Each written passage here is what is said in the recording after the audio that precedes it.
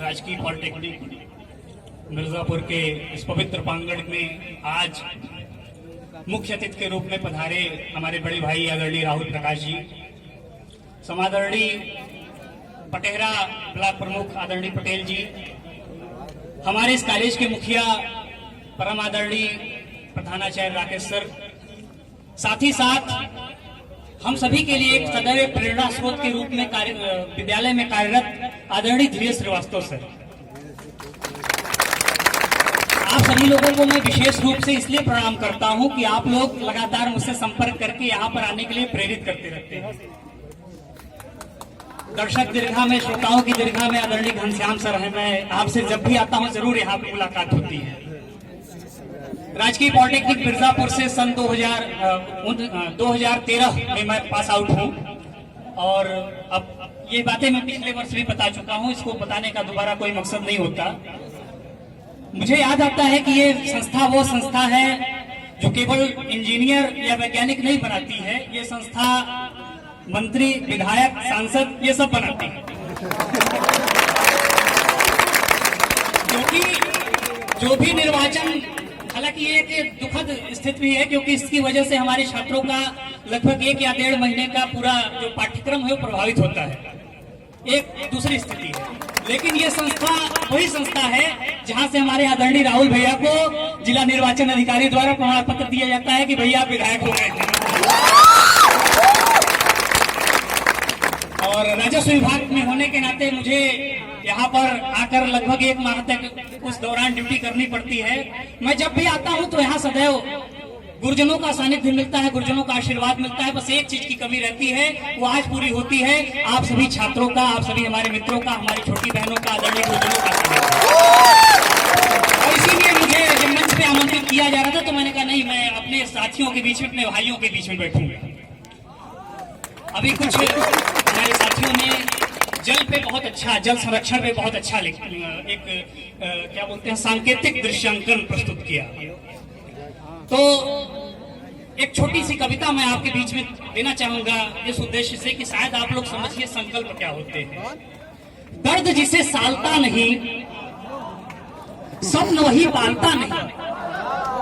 दर्द जिसे सालता नहीं, स्वप्न भी पालता नहीं। और दूर अंधेरा हो किस कदर, दूर अंधेरा हो किस तरह, दीप कोई बालता नहीं। हम सभी चाहते हैं मुझे न करना पड़े, कोई और करे। मुझे याद है 19 सितंबर, इसी साल 19 सितंबर को आकाशवाणी प्रयागराज से मेरी एक कविता का वाचन हुआ था, जल जीवन है।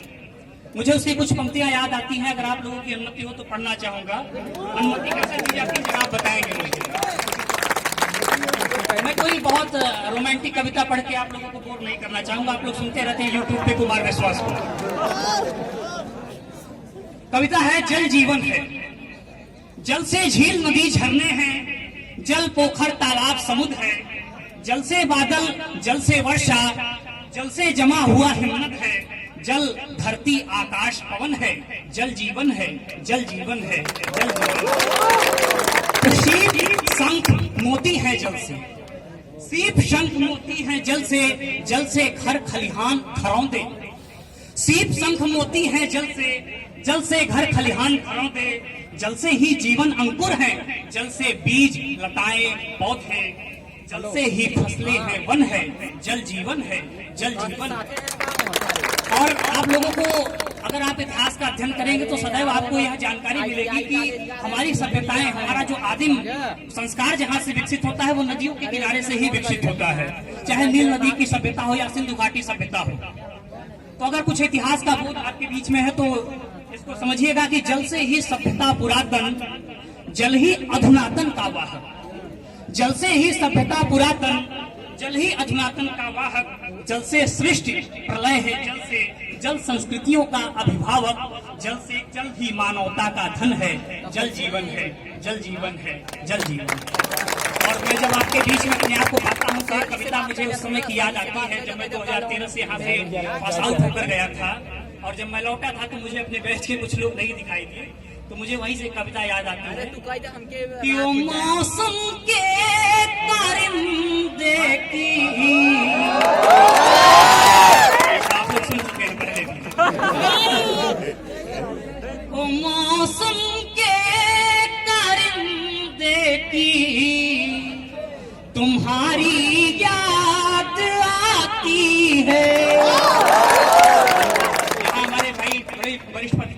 श्रीवास्तव जी भी हैं, मैं आपका स्वागत करता हूं।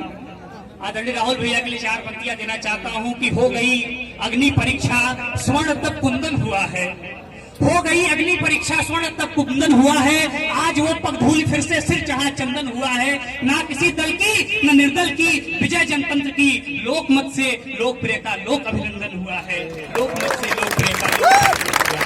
तो मुझे पंक्तियां याद आती हैं कि ओ मौसम के कारिंदे की तुम्हारी याद आती है, चले आओ परिंदे की तुम्हारी याद आती है। और गीत का बंद आपके पीछे दूंगा अगली पंक्तियां।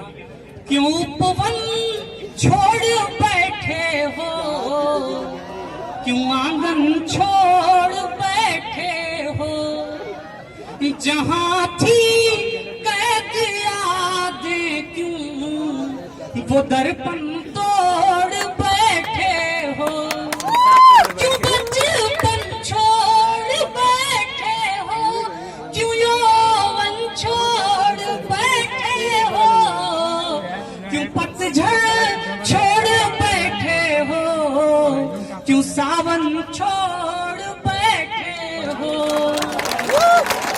कोई बिरहन तुम्हारी याद में आंसू बहाती है, चले आओ परिंदे की तुम्हारी याद आती है, चले आओ परिंदे की तुम्हारी याद आती है। और अंत में 4 पंक्तियां मैं आप लोगों को देना चाहूंगा कि पंख है फिर उड़ान से डरना, पंख है फिर उड़ान से डरना, अरे किस लिए आसमान से डरना, पंख है फिर उड़ान से डरना, किस लिए आसमान से डरना। एक शब्द है उर्दू का फानी, फानी का मतलब होता है समाप्त हो जाने वाला, नष्ट हो जाने वाला।